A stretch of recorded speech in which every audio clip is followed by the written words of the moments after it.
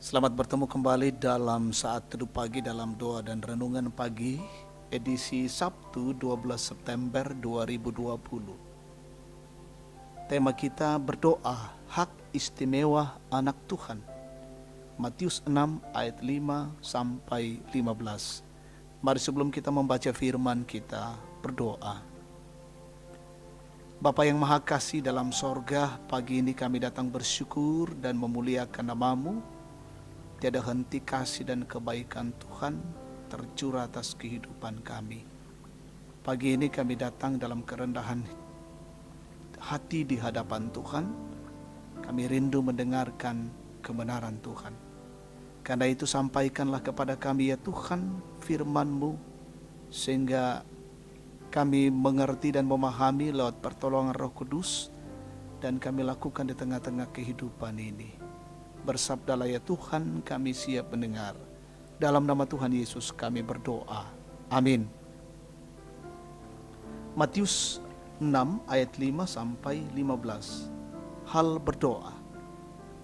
Dan apabila kamu berdoa, janganlah berdoa seperti orang munafik. Mereka suka mengucapkan doanya dengan berdiri di dalam rumah-rumah ibadat dan pada tikungan-tikungan jalan raya, supaya mereka dilihat orang. Aku berkata kepadamu, sesungguhnya mereka sudah mendapat upahnya. Tetapi jika engkau berdoa, masuklah ke dalam kamarmu, tutuplah pintu dan berdoalah kepada Bapamu yang ada di tempat tersembunyi. Maka Bapamu yang melihat yang tersembunyi akan membalasnya kepadamu. Lagi pula dalam doamu itu janganlah kamu bertele-tele seperti kebiasaan orang yang tidak mengenal Allah. Mereka menyangka bahwa karena banyaknya kata-kata doanya akan dikabulkan. Jadi janganlah kamu seperti mereka. Karena Bapamu mengetahui apa yang kamu perlukan sebelum kamu minta kepadanya. Karena itu berdoalah demikian. Bapa kami yang di sorga, dikuduskanlah namamu, datanglah kerajaanmu, jadilah kehendakmu di bumi seperti di sorga. Berikanlah kami pada hari ini makanan kami yang secukupnya. Dan ampunilah kami akan kesalahan kami, seperti kami juga mengampuni orang yang bersalah kepada kami. Dan janganlah membawa kami ke dalam pencobaan, tetapi lepaskanlah kami daripada yang jahat. Karena Engkaulah yang mempunyai kerajaan dan kuasa dan kemuliaan sampai selama-lamanya. Amin. Berdoa hak istimewa anak Tuhan. Mas Sambayang Tamana Diomai Puang Matua. Jemaat kekasih Tuhan, berdoa merupakan hak istimewa bagi kita sebagai anak-anaknya. Walaupun demikian, masih banyak orang yang masih sulit mengambil waktu berdoa. Selain itu ada juga yang melakukannya hanya sebagai rutinitas dan belum menjadikan doa sebagai sarana untuk berkomunikasi dengan Allah. Dalam pembacaan kita hari ini, Yesus membandingkan cara berdoa orang munafik dengan yang seharusnya dilakukan oleh orang-orang Kristen.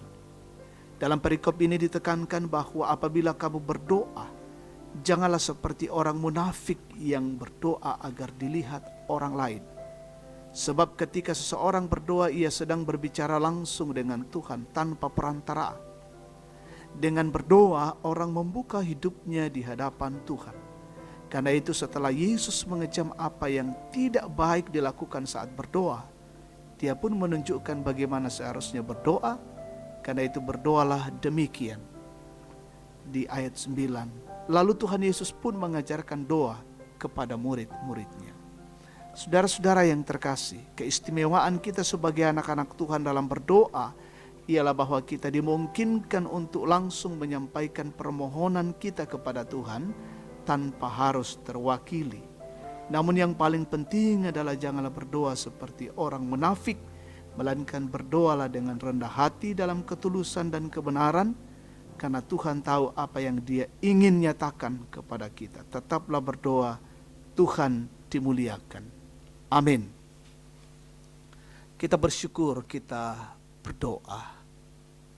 Bapa, kami bersyukur untuk lawatan firman-Mu saat ini, bahwa Tuhan menjumpai kami lewat kebenaran, dan biarlah kami menjalani kehidupan ini dalam taat pada kebenaran Tuhan itu.